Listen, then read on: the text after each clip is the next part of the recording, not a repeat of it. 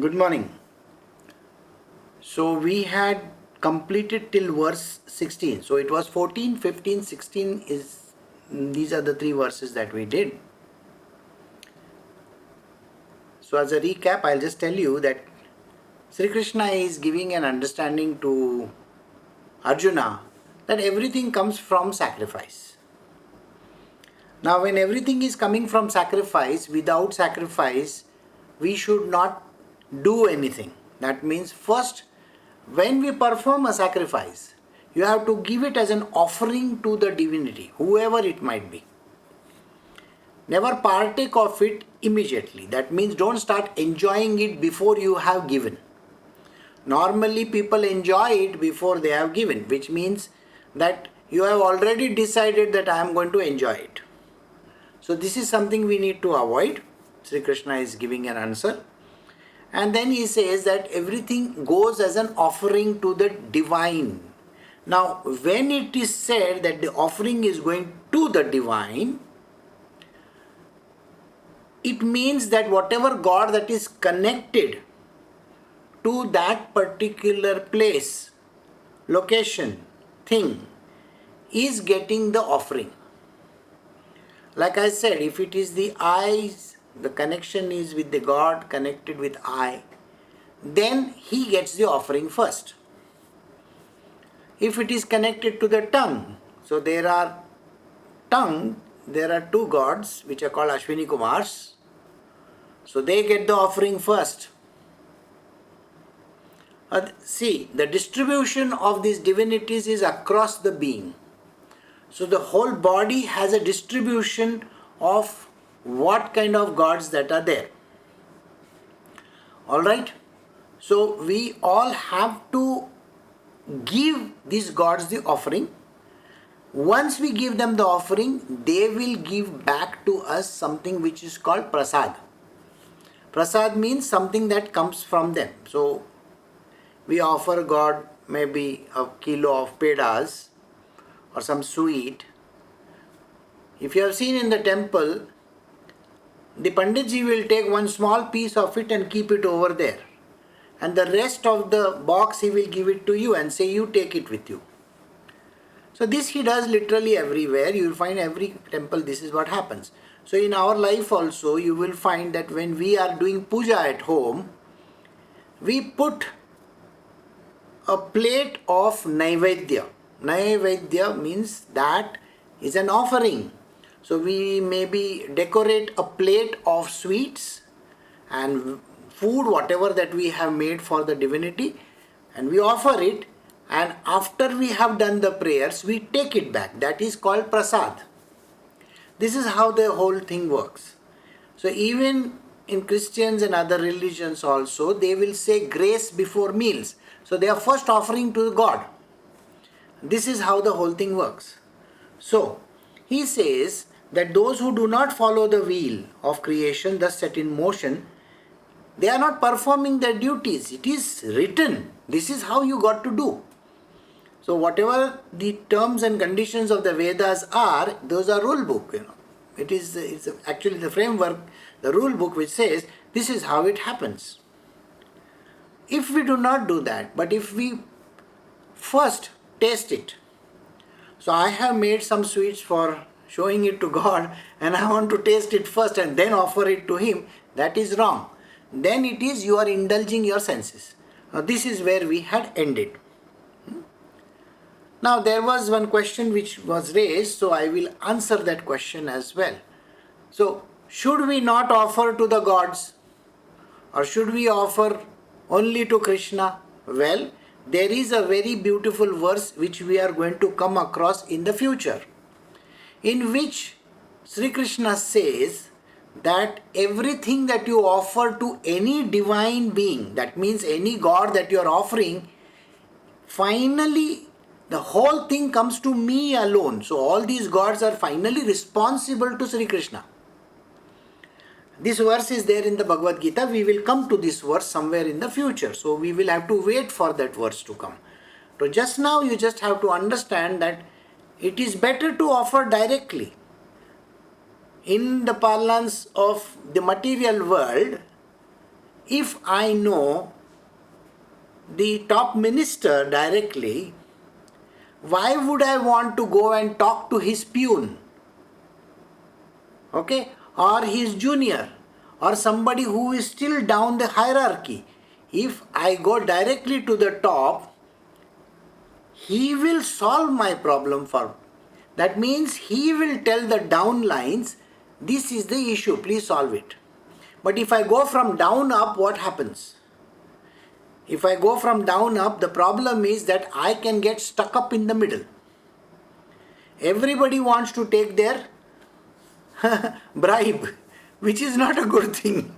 Then it may not reach the top, Shri Krishna doesn't get it. So it is better to give Shri Krishna and then let him handle it for others.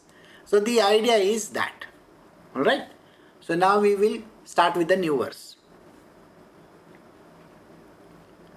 We are doing chapter 3, Bhagavadgita, verse 17. He who takes delight in the self alone and is gratified with the self and is contented with the self has no duty. The self-realized beings have absolutely no duty whatsoever. Which means human beings who are there in the material world, which are everybody literally, 7.5 billion or 8 billion, as many people in this earth and as many people who are there anywhere else in this universe, wherever. Their job is to do their duty. Without performing duty, you cannot get anything.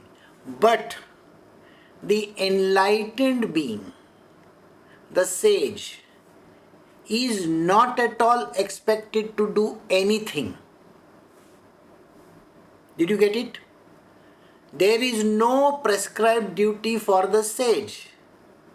Absolutely none whatsoever. Which means that if the sage is having his wife and children physically in the material world, he doesn't owe it to anybody as a duty. Got the answer? So if it is Tukaram Maharaj was a great sage, he does not owe it to his wife or children or the society anything. So there is no need for him to do any duty for anybody.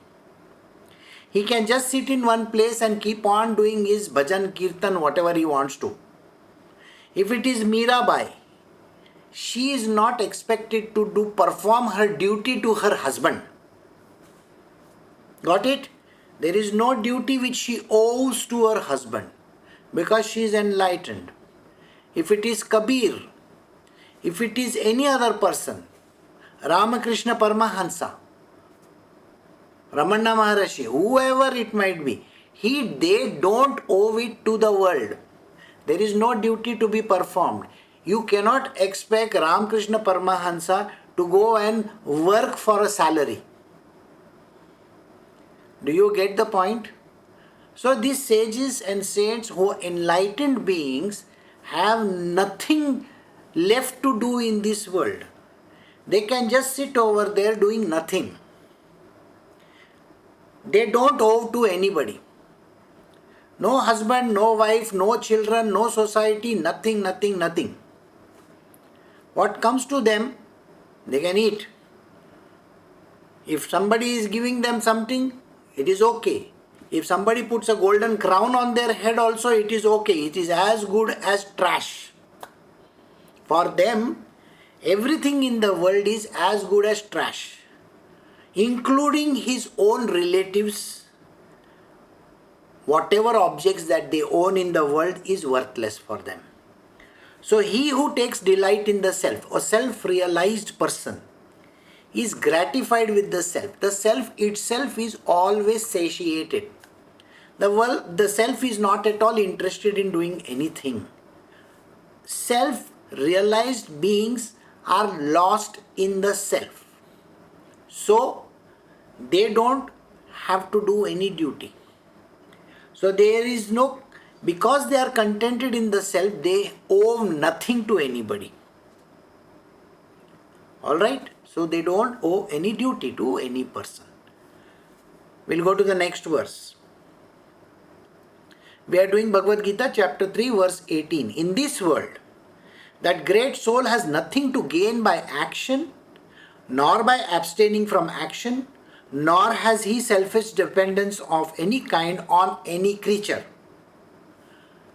This is a very strange thing, isn't it? Everybody is dependent on somebody. A wife is dependent on husband, husband is dependent on wife, children are dependent on parents, parents are dependent on children. This is how the world works. You have animals in your farm, you owe it to them. It's a duty of yours to go and feed them, take them for grazing, do whatever that is needed. If you have a dog, it is your duty to take care of the dog. If you have birds, you have to take care of those birds. If you have children, it is your job and your duty to take care of your children. So that is a duty. But the same is not valid for the self-realized beings. In these worlds, the great souls have nothing to gain by action or by inaction. These people who are enlightened people, there is nothing that they will come to. That means there is no profit that comes about. What happens is, we believe, I have given so much money to this person. Like suppose if I give some 1,000 rupees to Krishna ji, Krishna Paramahansa, or if I give to Ramana Maharshi, or Sai Baba of Shirdi, or some other great saint or sage who is an enlightened person, people think that they have done some great favor. Actually, for these people, that money is as good as dirt.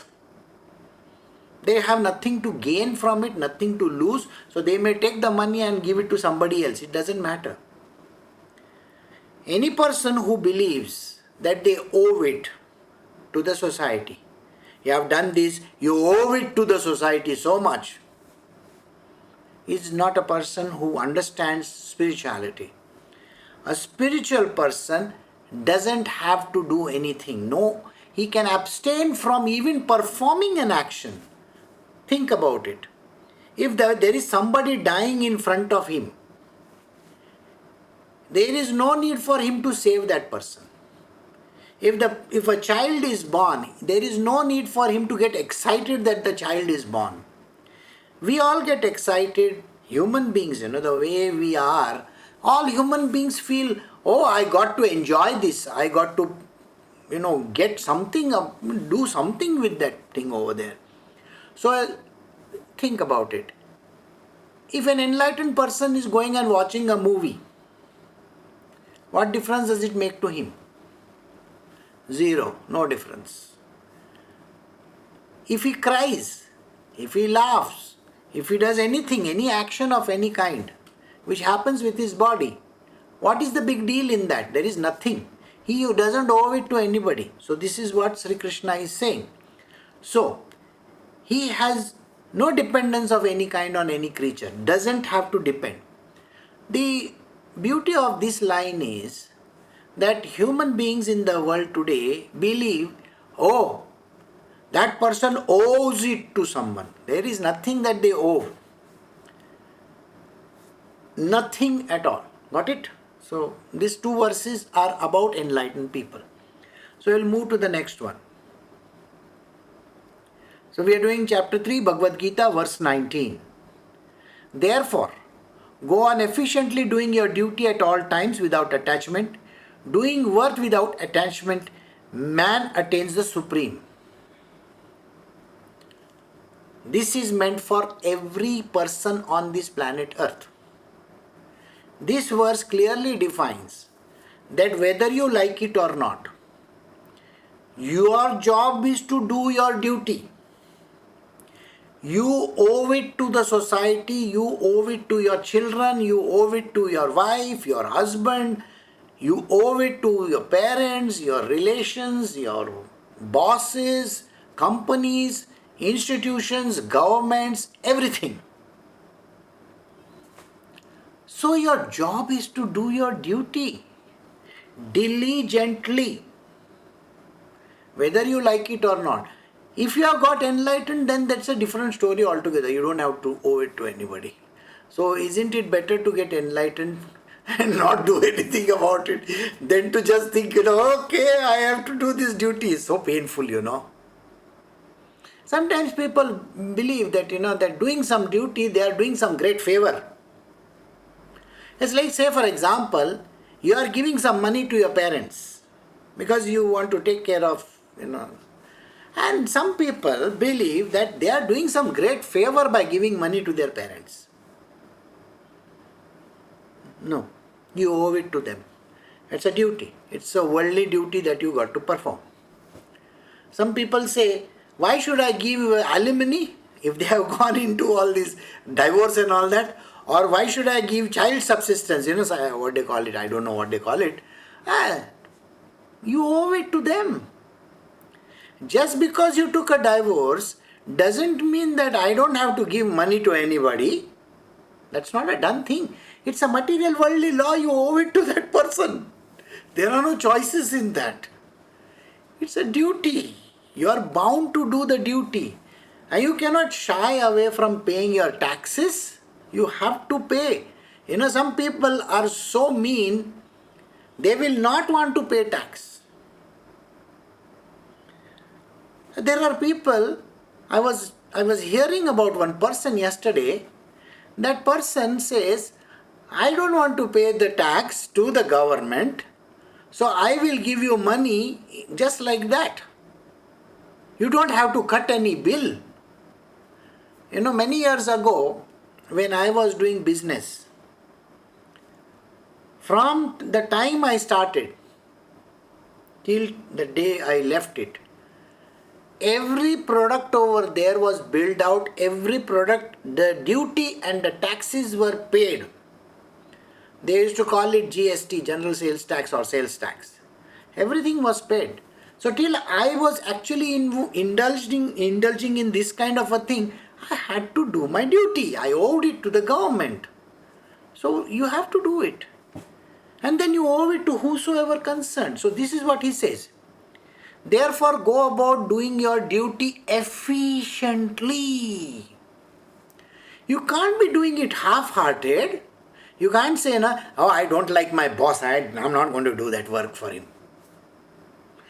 If you think that you can get away with murder with your boss, you got what I'm saying? By not doing your duty and thinking, let it be, he's a very mean person, so I am not even going to submit these details. You don't understand. It is not your boss who has given you the job. The job which the boss has got has also been given by God only. Sometimes people say, why is this fellow the Prime Minister or why is that fellow the President? Who has told you? Who has said these words? Well, don't you know it is they are God appointed people. You have no right to challenge God's decisions. So, many a times people used to say, why is this Donald Trump over there? Or why is that Devagowda over there? All names people used to take. I used to tell them, don't talk like this. The reason is because God themselves have appointed these people in big places. And tomorrow there may be a change in the government. There will be a new minister coming in. You are not responsible for it. It is not because of some vote of yours. It is God's decision to put this person in that position. And your duty as a human being is to do the duty diligently. Please remember these words. People think that they don't owe it. They should not do it. I don't like this fellow, that's why I'm not going to do. You may not like your boss, you may not like your wife, you may not like your children. Sorry. Likes and dislikes are not important over here. It is the duty. And Shri Krishna says, do your duty efficiently. What does efficiency mean? Efficiency can be 1.0, isn't it? If you remember all your physics, chemistry, biology, all those subjects. The work done. You know that. Effort, work, like that. So, sir, always remember, highest of the effort. You are not doing for your boss, you are doing for yourself. At the end of your life, there is a very big book which is there, which Chitragupt will open and he will ask you, why did you refrain from doing this? Whereas it is your duty to perform this task. I didn't like my boss, that's why I never did it. I hated my wife, that is why I never did it. Okay, is it difficult to wash a plate, wash certain things, get vegetables? Oh, that is not my duty, that is her duty. Who told you that? Every duty is your duty. Human beings believe that this is not my job. Are you there in that place? If you are not an enlightened person, you cannot shy away from any duty. Please remember this. And that duty has to be performed efficiently without attachment. The word without attachment is very important. Means, I am doing this because I like this person. No likes. I hate this person, that's why I am not doing it. Likes, dislikes. I don't like this job, I like this job. I do it because I owe it to my children. Sorry, you don't understand. You don't owe it to everybody. It's your duty. And the duty needs to be performed efficiently without attachment. This is the most important verse for those who want to get enlightened. The reason is because if you do not perform your duty the way it is required to be done efficiently, are you making full use of God-given qualities? Human beings have the tendency, I don't know, this I can't do, this is not possible. Every human being says these words. I don't know how this is done, it's not my job. You see, you have a phone. In the phone there is a battery. You may have an electronic vehicle, EV. There is a battery inside. Do you want peak performance of the battery or do you want the battery to work in spurts? You want peak performance from the battery, isn't it? It's called efficiency. If you as a human being is expecting efficiency from your batteries, from your material worldly requirements, your car should go exactly at a particular speed, it should perform properly. Isn't that the reason why you do your work? Got it? You want your body to perform properly. Is it not important to keep your body healthy properly? Then, efficiency of this battery also has to be the highest. What makes you think that you can perform at a lower capacity? If you don't perform properly, you are not going to be hauled up by the person. Your boss will say, this person is like this only, I don't care a damn. Your boss may say this. But at the end of your life, you still owe it to someone up there who is going to sit with his books open and do an audit for you. You know what an audit is, no? Life audit. And in the life audit, he is going to ask you the question, when you could have done this job very nicely, why is it that you left this job and said, I don't care, I don't want to do it, this is not a good job? Oh, you think you have got that job? The boss has given, Krishna, he has given you this job. Don't you dare say that you have got the job. You are a worthless person. Krishna has put you in that position. You owe it to Krishna, not to some ordinary person there. So always remember this. Anything that you do, whether it is taking care of children, Your wife, your household, your husband, your dogs, your children, you name it, anything. Anywhere, efficiency is a must. You have to do your job efficiently. Don't give reasons. No attachments of any kind. Now do you understand why this verse is so important? And then he says something. Doing work without attachment, man attains the supreme.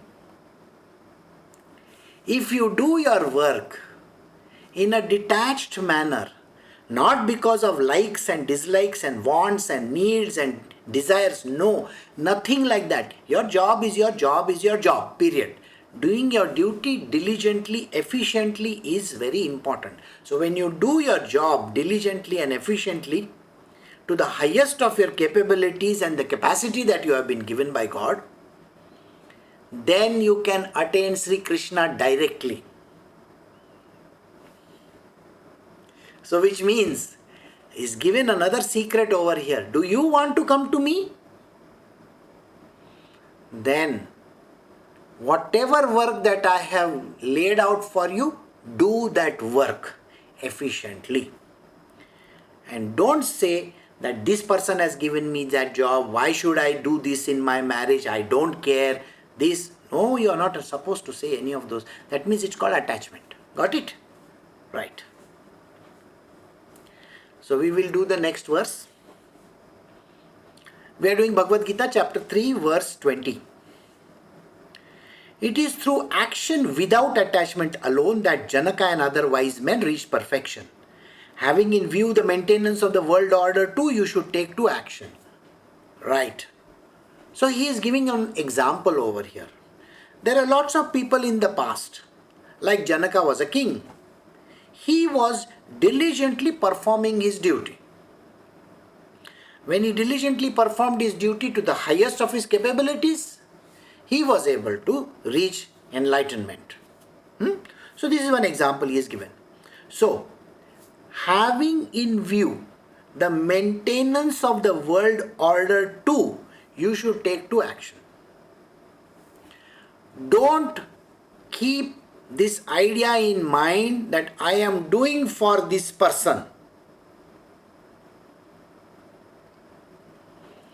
When you think you are doing some job for, let us say, your children or your wife, you're doing you're earning money, or you're going to work, and you feel you are doing it for your children, or you are doing it for your family.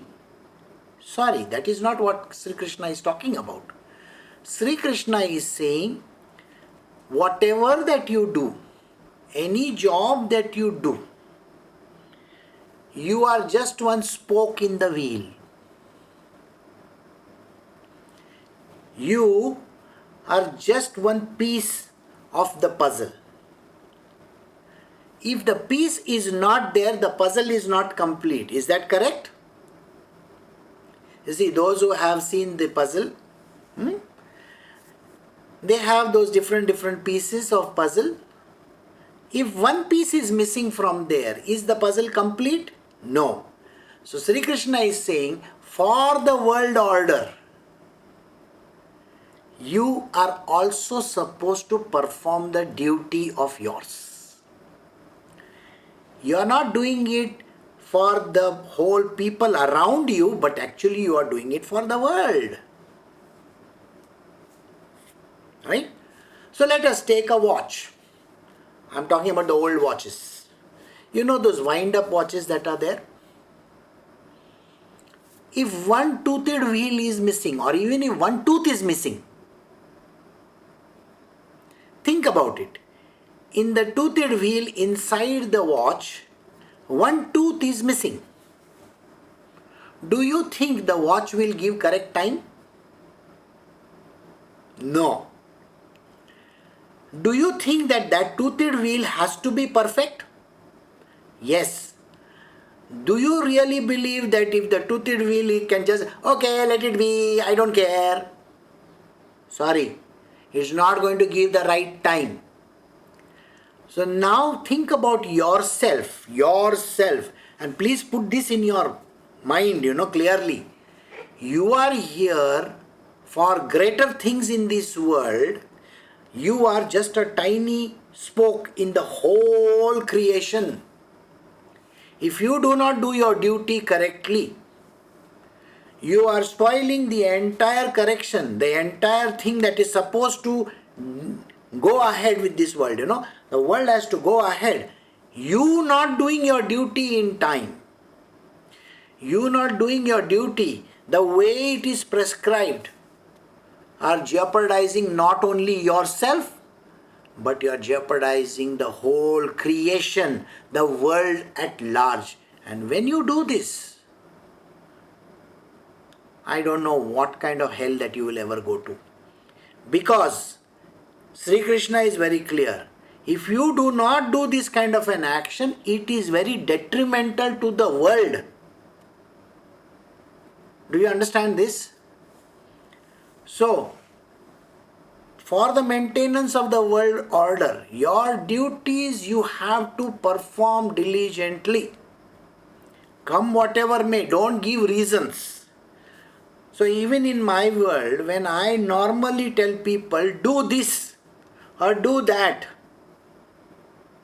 they poo-poo me and they say, it's okay, Guruji, we will do it tomorrow, day after tomorrow. Well, what they don't realize, they are disturbing the world order. If there is a duty to be performed, you owe it to the world, not just to yourself. So for the watch to keep the correct time, don't you think that wheel inside or the small part inside, even they used to have diamonds inside. I'm sure you know the jewels are there. It's called 17 jewel watch or all that. In the olden times it was there. Now I am wearing glasses. Okay, there is a scratch across one glass. What happens to it? The efficiency has gone down. Would you keep the glass? Or if there are scratches all over, I can show you another piece of glass over here, which I had to give up because suddenly it developed a million scratches on it. I had to give it up and then I had to buy this new one. So please understand this one thing very carefully. If you do not do your duty, and this caution, this warning comes right in the end. If you do not do the duty, and if you do not perform the way you are supposed to perform, the universe will threaten you, literally put a gun against your head and will make you perform those duties. So that's a very dangerous statement. Why should we allow the universe to do? So the reason why he says you do your duty now is for this purpose, for maintenance of the world order. Not just because you have to maintain your family, your relatives, your friends, your bosses, your company. No. You owe it to the world order. This is what this particular verse means. We will stop over here at verse 20.